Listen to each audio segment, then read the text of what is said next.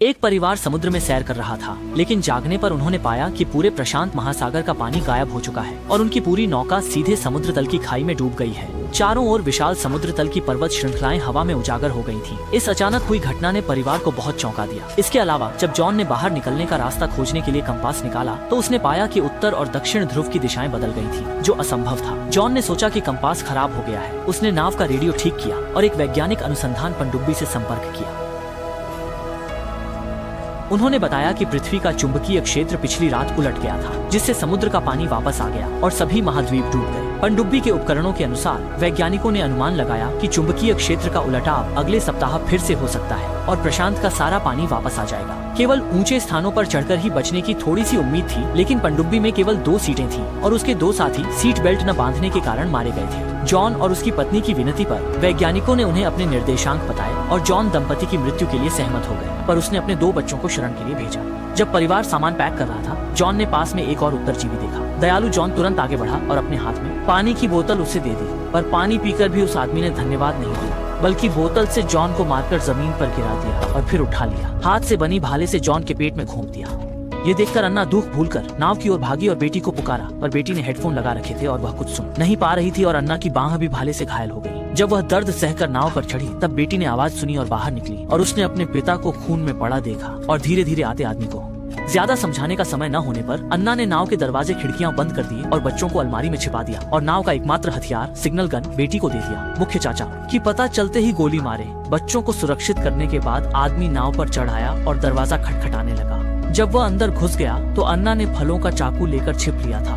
वह आदमी जिसने पिता को मारा, गुब्बारों से उन्हें ढूंढ पाया। वे खुद को माफ नहीं कर सकते। लड़का पानी नहीं पीता। आराम के बाद वह आदमी घाटी पहुंचा। भागते समय लड़के ने तालाब में शार्क देखी, उसके मुंह से खेला। अन्ना ने बेटे को आगे बढ़ने को कहा। उसने दूरबीन से पीछा करने वाले आदमी को देखा। घबराई अन्ना बेटे को लेकर भागी। खाई पार करने और आदमी के गायब होने के बाद वे धीमे हुए। जोरदार गतिविधि से लड़का निर्जलित हो गया। माँ ने देखा पानी की बोतल का ढक्कन खुला था। बेटे को आखिरी पानी पिलाकर अन्ना ने बेटी पर पानी न संभालने का आरोप लगाया। बेटी ने पिता की देखभाल न करने पर उसे दोषी ठहराया। बहस हुई, पर उन्हें पता था पीछा करने वाले से बचना जरूरी है। आगे बढ़ने पर अन्ना को खुले मैदान में एक गिरा हुआ विमान मिला, इसलिए उन्होंने उस दिन विमान में रहने का फैसला किया। पर उस रात आधी रात में बेटी चुपके से नीचे शौचालय के लिए आई। उसे पता नहीं था कि एक आदमी पीछे से उसकी ओर बढ़ रहा है और जैसे ही वह आदमी हमला करने वाला था, सतर्क अन्ना अचानक बगल से निकली और खंजर से आदमी की छाती पर वार करती रही, जब तक वह हिलना डुलना बंद नहीं कर दिया। बेटी के शांत करने पर ही अन्ना रुकी। अगली सुबह परिवार वैज्ञानिक निर्देशांकों पर पनडुब्बी की ओर बढ़ा और जब अन्ना दिशा देख रही थी, लड़के ने एक पानी का गड्ढा देखा। अन्ना के रोकने पर भी प्यासे लड़के ने अपना सिर पानी में डुबोकर जोर से पिया, जब तक अन्ना ने उसके बाल पकड़कर उसे नहीं रोका। और इसी वजह से थोड़ी देर बाद छोटे लड़के को शारीरिक परेशानी होने लगी, जो शायद अभी अभी गंदा पानी पीने के कारण हुई थी। इसलिए माँ बेटी को लड़के को सहारा देकर कूड़े वाले समुद्र तट पर लाना पड़ा। पास के कबाड़ से एक छोटा आश्रय बनाकर अन्ना ने बेटे को एंटीबायोटिक का इंजेक्शन लगाया। लड़का गहरी नींद में सो गया और परिवार रेत पर रात बिताने को तैयार हुआ। पर आधी रात को अन्ना शोर से जागी और आवाज की तरफ देखते हुए ऊंचाई पर पहुंचकर उन्हें वह आवाज और तेज लगी।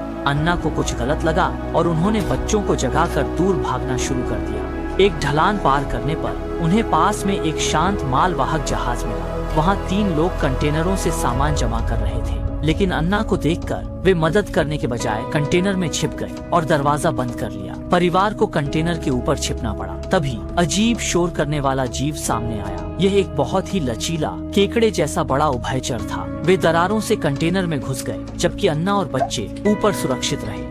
जीवों के जाने के बाद परिवार नीचे उतरा। आसमान में धूल भरी आंधी थी। छिपते समय अन्ना ने बेटे से राइफल का बारूद निकालकर उस घाव पर डालने को कहा, जो केकड़े जैसे जीव ने काटा था। लाइटर से अन्ना ने घाव पर खून बहना रोक दिया। मौसम ठीक होने पर उन्होंने जीवित रहने के लिए जरूरी जैविक सामान इकट्ठा किया।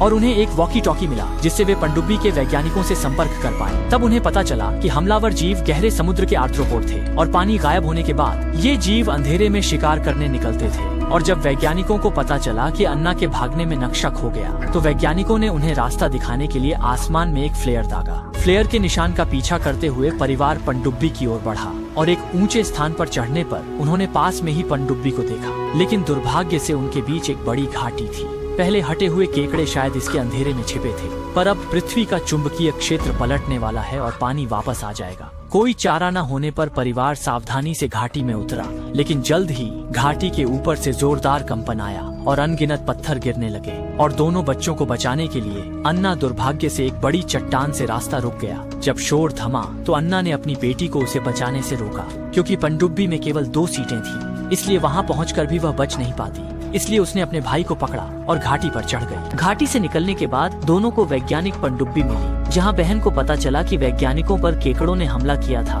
और वे गंभीर रूप से घायल थे। वैज्ञानिक ने अपनी जगह छोड़ दी, क्योंकि वह जानता था कि वह बच नहीं पाएगा। ये सुनकर बहन तुरंत अपनी माँ को खोजने गई। घाटी में फंसी माँ पर फिर से केकड़ों ने हमला किया। जब माँ अपनी सारी गोलियां खत्म करने वाली थी और मरने वाली थी, तभी बेटी समय पर पहुंची और अन्ना को बचाया। पनडुब्बी में पहुंचने पर वैज्ञानिक मर चुका था, लेकिन केकड़े भी उनका पीछा कर रहे थे। पनडुब्बी में छिपने के बाद केकड़ों ने उसे घेर लिया और रास्ता खोजने लगे।